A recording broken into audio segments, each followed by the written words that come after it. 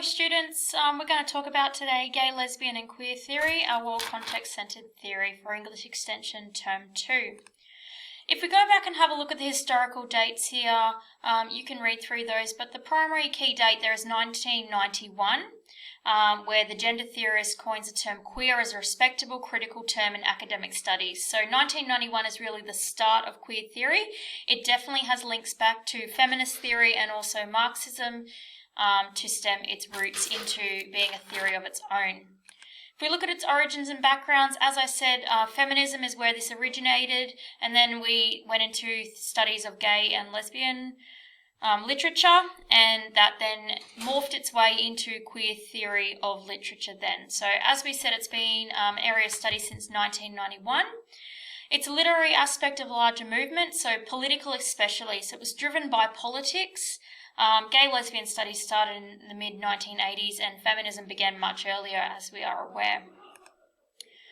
Queer theory simplified. A queer reading of a text reveals the limits of traditional definitions of gender and sexuality. Two key terms there, gender and sexuality, they are two different things. Queer theory is a combination of repackaged Marxist critical theory and French postmodern theory. So two theories that we've already explored. You should, when you start unpacking what queer theory is, see the underlying principles that link to those other theories that we have previously explored. Definition, so the terms lesbian and gay designate distinct kinds of lifestyles, sexuality, sexual practices, communities, issues, publications and discourses. On the other hand, the phrase gay and lesbian, or more frequently lesbian and gay, ladies first, has become standard currency. So in a sense, the term queer theory was arrived at the effort to avoid all of these fine distinctions in our discursive protocols, not to adhere to any one of the given terms, not to assume their ideological liabilities, but instead to both transgress and transcend them, or at the very least to problemize them. So queer theory calls into question obvious categories of man, woman, Latina, Jew, butch, oppositions, man versus women. Think about the binary opposites that we explored when we looked at a text-centered reading, heterosexual versus homosexual, or equations, gender equals sex, upon which conventional notions of sexuality and identity rely. So it calls into question these. Why do we label a man a man? Why do we label a woman a woman? Okay, so that's what queer theory is about, exploring and breaking down these stereotypes that we've built within society.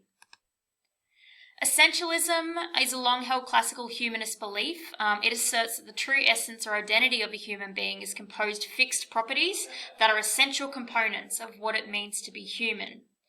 Our sexuality and gender are determined by our true selves. So that's often a point of contention in regards to queer theory, of whether or not we are born into or we become into. So concepts to be explored. Social constructivism. So many feminists and queer theorists reject essentialism in favour of social constructivism. So social constructivists reject the idea that humans have an unchangeable essence. Okay, you're not essentially anything. You can challenge what you're deemed to be. They believe that the words such as homosexual or heterosexual, male and female, are socially constructed distinctions that are subject to change. Think about the fluidity of people who work along gender lines or associate themselves with different genders and sexuality within society. Social constructivists use deconstruction to challenge the meaning of these terms. They deconstruct them and then they reconstruct them in a new way. Heteronormativity is the natural form of attraction and relationship is between a man and a woman. So people are assumed heterosexual until proven otherwise. It's the norm, so to speak. Key terms that you need to be familiar with, okay? I'm not going to read through these, but do have a look, maybe take some key notes and create yourself a glossary in regards to queer theory. Cultural context, so there's two ways that culture defines sexuality, socially constructed versus biologically constructed, right versus wrong, okay? The moral argument that exists there that a man should be a man, they should be strong, they should, not show a lot of emotions, women should be, servicing men. They have a role to play in the kitchen. So you're starting to see those links into Marxism and also feminism. Okay, if you think about hierarchies and positions in society and what women can and can't do.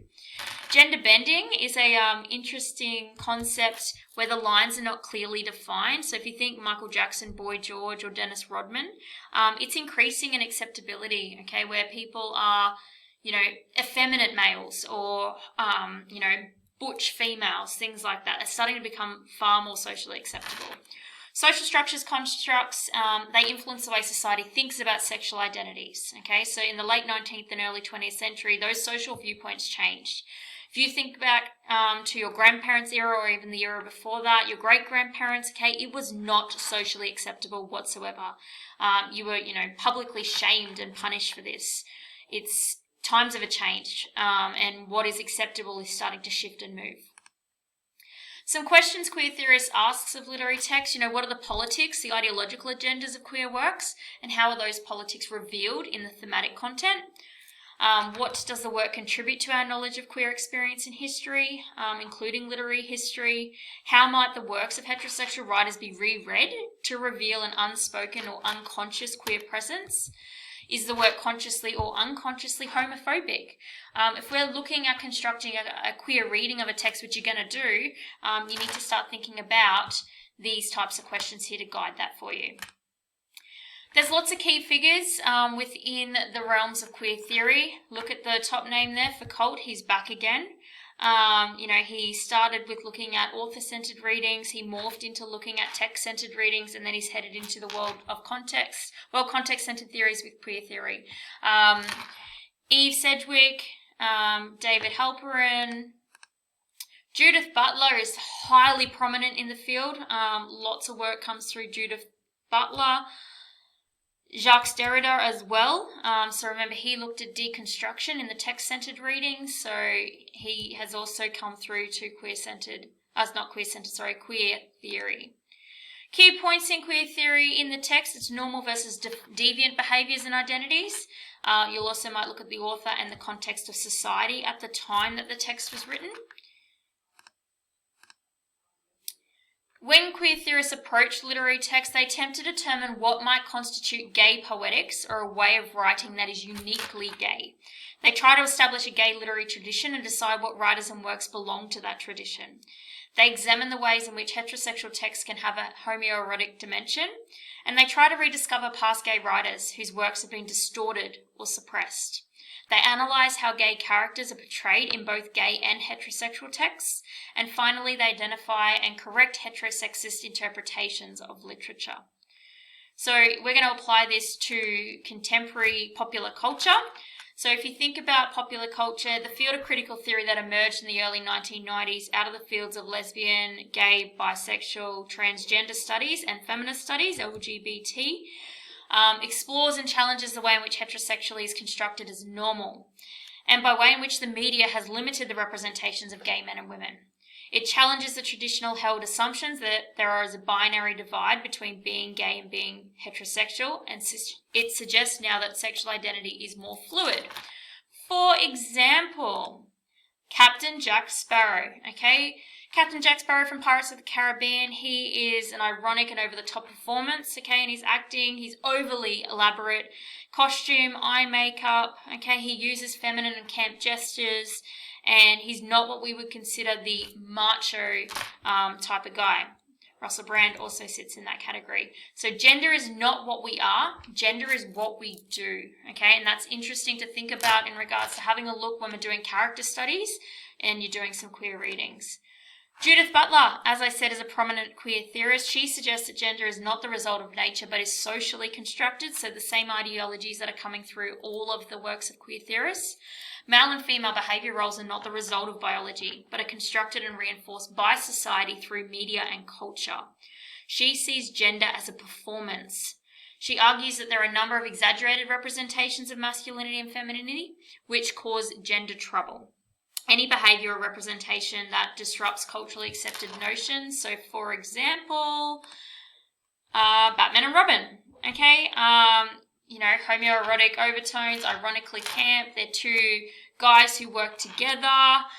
could be seen as, possibly gender fluid. Contemporary texts such as Friends, think about Joey and Chandler and Friends. They're strong heterosexual texts. Joey is, how you doing when he's talking to women, yet the pair of them together have a homoerotic relationship. It exceeds beyond normal friendship. Really great example there of how modern contemporary texts are starting to incorporate some of these other ideologies. Will and Grace is another perfect example, so an indication of changing attitudes to homosexuality. It contains a number of overtly gay cultural references. However, although Jack is portrayed as camp, Will spends much of the time playing straight, having dinner parties, flight hunting with Grace, etc. His boyfriends provide only fleeting relationships. His relationship with Grace is problematic. Whether he will become straight is left open in the narrative. If so, he'd be with Grace. So this undermines the queer reading of the text. When we start breaking it down and having a look specifically at characters and how they're constructed, we can challenge the notions that are put forward, just like we could with any other theory. So in conclusion, gender trouble is evident everywhere in mainstream media. Queer theorists suggest that this is evidence of move towards increasing tolerance of sexual diversity. Others argue that these representations simply present alternatives to the norm of heterosexuality, used because of their shock value, not due to any desire to promote diversity. Take it as you will. You consider obviously your own ideologies that exist. Remember, we've got everything that sits in our cultural backpack that's going to determine how you read and interpret. When it comes to applying queer theory, we need to read broadly. We need to understand the theoretical underpinnings so that when it comes to transforming texts, we can do it with the right lens on. Good luck.